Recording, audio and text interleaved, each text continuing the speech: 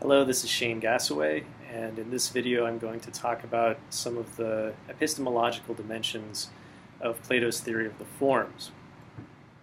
In a previous video I had mentioned something about how the more that you become in touch with or sensitive to the forms as they participate in the world of appearance, the more that you yourself participate in them and sort of enhance your reality. So that seems pretty good, right? Well, it turns out that as a human being, you naturally reach out for that kind of an experience, and it's an experience of enhancing your knowledge of the world and your understanding. And one of the ways that this is explained in the Platonic dialogues is in Plato's Symposium. Socrates is giving a eulogy about love, and he mentions a woman named Diodama, a wise woman who once told him a lesson about love, which basically explains how love is the path to the sort of knowledge that the theory of forms gives us, the knowledge of the forms, and specifically the form of the good, and somehow also the form of the beautiful. Are those two things? I think they're two things. Love reaches out to the beautiful, but it also, I think, eventually makes a sort of turn toward the good. So how is love involved with knowledge? Usually if you're thinking of epistemology and the study of knowledge, love is not the first thing that's going to come up. But it actually comes up in this way. Love is experienced as lack. I should be clear, I'm talking about passionate love.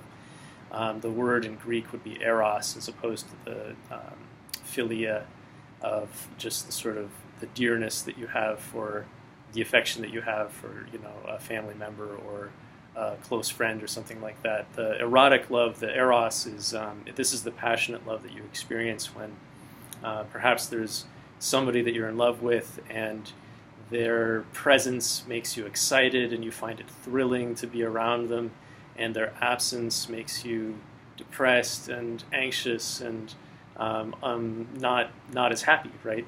So being excited when they're present, being disappointed when they're absent, and that kind of love involves a kind of, or it is experienced in a certain way as a kind of lack, because you are more complete, you're better when this person is around, when the object of your love is around. So the way that Diodama explains this is that it is your soul reaching out for the beautiful.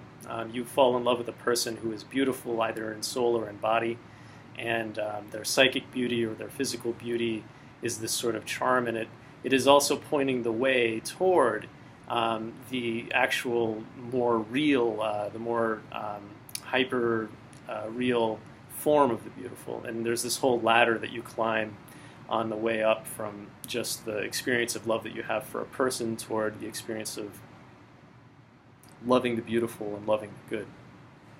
So to begin with, you fall in love with a person, and then maybe you realize it's the beautiful qualities of this person that your soul is really reaching out for.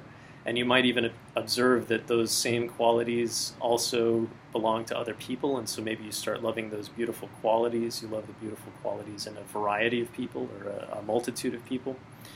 And then you realize that it's not just the qualities of the people that's beautiful. It's maybe even practices. You could be in love with the institutions and laws that bring about the education that causes such beautiful people to come into the world and populate it. And this will eventually lead you to observing or witnessing or being sensitive to beauty itself and what's good. And each step of the way, there's also a way in which you're reaching out for a completeness and maybe even a sort of eternity or immortality. So if you ask, what do you want when you fall in love with a person? Well, the most sort of rudimentary thing is maybe you want to have children. But not all love, even between people, even between two human beings, is about that. That's one of the reasons, in fact, that Plato was interested in homosexual love, is because it is a clear example of two people whose love is about something that is beyond the mere material perpetuation of the species. You know, so humans in love are about more than just you know, the perpetuation of the species. There's something more that love is reaching out to. In terms of laws, that's another way that you could, that's another thing that is sort of perpetuating a part of yourself beyond your own limited lifespan or limited person. You could also talk about poetry. Writing an epic poem like Homer wrote has immortalized Homer in a certain way. And eventually, when you reach out and you finally get to these higher rungs of the ladder, like where you have the form of the beautiful and the form of the good, this is where the immortalizing is not just about something outside of yourself. It's about belonging to the thing that is in fact immortal.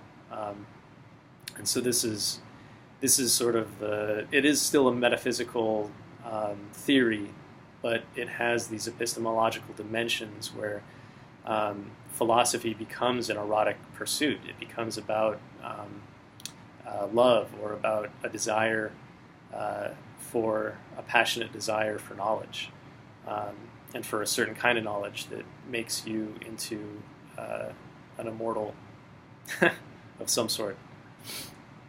Anyway, that is one feature. That is one account of the epistemological dimensions of the theory of the forms. I'm also going to mention another segment of Plato's epistemology that sort of runs in a different direction, but that'll be in the next video. Thank you.